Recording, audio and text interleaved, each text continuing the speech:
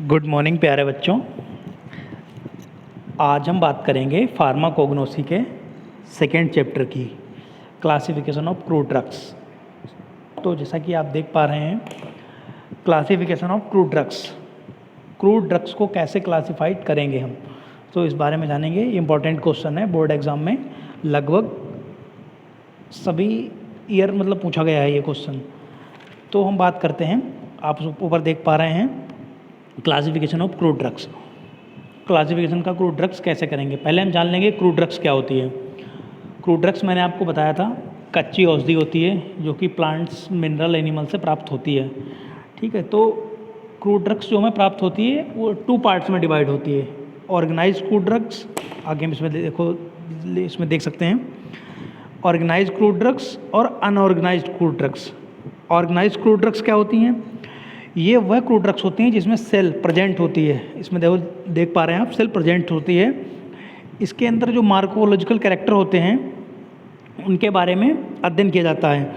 इसमें बूट्स हो गया, स्टेम हो गया, लीफ हो गई, फ्रूट हो गया, इटीसी अदर भी हैं, जैसे फॉर एग्जांपल आंवला, सिनकोना, हल्दी या टर्मरिक।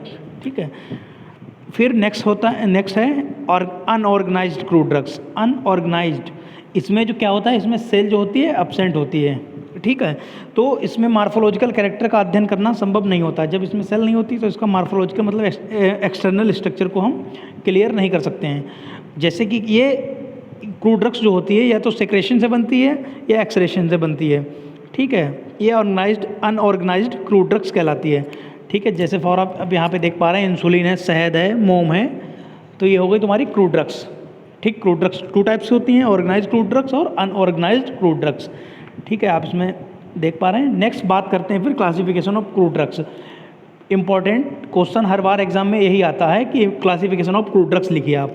तो क्रूड ड्रग्स को कैसे क्लासिफाइड करेंगे, अब मैं यहाँ पे बताता हूँ आपको। तो इसमें है, देखिए आप, नंबर 1, क्रूड ड्रग्स को अलग अलग टाइप से डिफाइन किया गया है। नंबर 1 अल्फ़ाबेटिकल क्लासिफिकेशन है, सेकेंड है टैक्सोनॉमिकल क्लासिफिकेशन है, थर्ड मॉर्फोलॉजिकल क्लासिफिकेशन है, फोर्थ केमिकल क्लासिफिकेशन है, फिफ्थ फार्माकोलॉजिकल क्लासिफिकेशन है, नेक्स्ट कीमोटैक्सोनॉमिकल क्लासिफिकेशन है।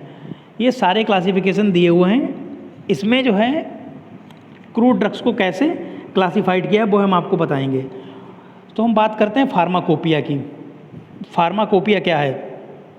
फार्माकोपिया एक होती है मानक प्रणाली औषधि, जिसमें सारी औषधियों का वर्णन किया जाता है।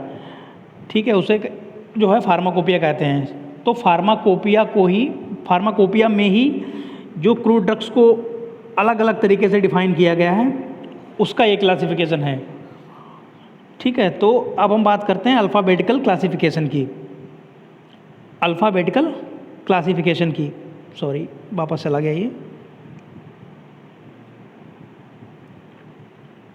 अब बात कर रहे हैं अल्फ़ाबेटिकल क्लासिफिकेशन की। तो इस क्लासिफिकेशन में क्रूड ड्रग्स को उनके अल्फ़ाबेटिकल वर्ड के आधार पर बांटते हैं। उनके अल्फ़ाबेटिकल वर्ड सभी बच्चे जानते होंगे, A to Z, इसके आधार पर बांटते हैं। किस में बांटते हैं? फार्माकोपिया में। फार्माकोपिया वर्ड आया, मैंने आपको बताया, तो इसमें फार्माकोपिया में बांटते हैं। जैसे फॉर एग्जांपल इंडियन फार्माकोपिया है, ब्रिटिश फार्माकोपिया है, USA फार्माकोपिया है, फार्माकोपिया इंटरनेशनल है, ब्रिटिश हर्बल फार्माकोपिया है। तो ये अलग अलग फार्माकोपिया हैं, आप नेट पे चेक कर सकते हैं फार्माकोपिया क्या होती है। इसमें इंडियंस जितनी भी मेडिसिन हैं इंडियन या अदर कंट्रीज़ की, तो अलग अलग हर कंट्री का अपना अलग फार्माकोपिया होता है। जैसे Indian pharmacopoeia, British, USA pharmacopoeia, ये अलग अलग सबकी एक मेडिसिन की एक बुक्स होती है, उसे फार्माकोपिया कहते हैं हम। ठीक है, नेक्स्ट बात करते हैं हम सेकेंड नंबर पे टैक्सोनॉमिकल क्लासिफिकेशन की। टैक्सोनॉमिकल क्लासिफिकेशन क्या होता है? इसके अंतर्गत क्रूड ड्रग्स को उनके जीनस, स्पेस, फैमिली, ETC के आधार पर फार्माकोपिया में बांटते हैं। आपने इंटरमीडिएट में पढ़ा होगा बॉटनी में, किसी भी ड्रग्स को क्लासिफाइड करने के लिए जीनस, स्पेस, फैमिली, सब फैमिली, ऑर्डर, सब ऑर्डर, ठीक है, उसके आधार पर इसमें क्रूड ड्रग्स को बांटते हैं। जैसे फॉर एग्जांपल आप देख रहे हैं नीचे, इसमें लिखा है क्लास, ऑर्डर, फैमिली, ड्रग्स। तो उसमें ड्रग्स क्या है? इपेड्रा, फैमिली पेड्रेसी, और क्लास क्या है इसका? जाइनोस्पर्मी।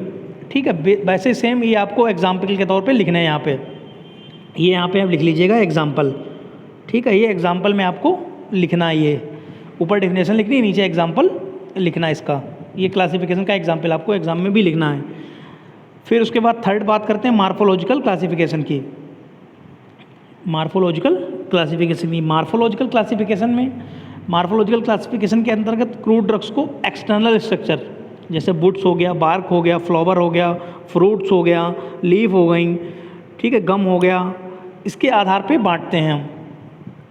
किसमें? फार्माकोपिया में। ठीक है, ये भी आपका क्या है, नीचे एग्जाम्पल दिया है, ये आपको नोट्स में कंप्लीट करना है। ठीक है, फिर उसके बाद बात करते हैं नेक्स्ट केमिकल क्लासिफिकेशन की। केमिकल क्लासिफिकेशन, इस क्लासिफिकेशन के अंतर्गत क्रूड ड्रग्स को उनके केमिकल कॉन्स्टिट्यूएंट्स के आधार पर, केमिकल कॉन्स्टिट्यूएंट्स, इसमें केमिकल कॉन्स्टिट्यूएंट्स बोले तो alkaloids, lipids, glycosides, volatile oil, tannin, ये क्या है आपके केमिकल कॉन्स्टिट्यूएंट्स जो आप देख पा रहे हैं, ये केमिकल कॉन्स्टिट्यूएंट्स हैं। एल्कलाइड्स, ग्लाइकोसाइड, लिपिड्स, वोलेटाइल ऑयल, इनके बारे में हम डिटेल से नेक्स्ट चैप्टर में पढ़ेंगे।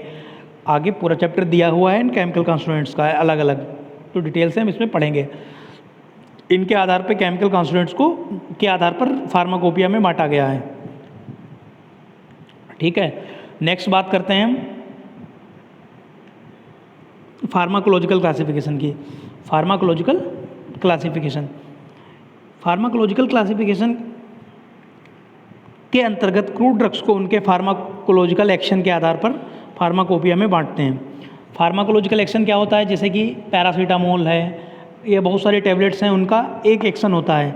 ठीक है, किस कैटेगरी में काम करती हैं? कैटेगरी इसमें देखो लिखा है फार्माकोलॉजिकल एक्शन, ये है।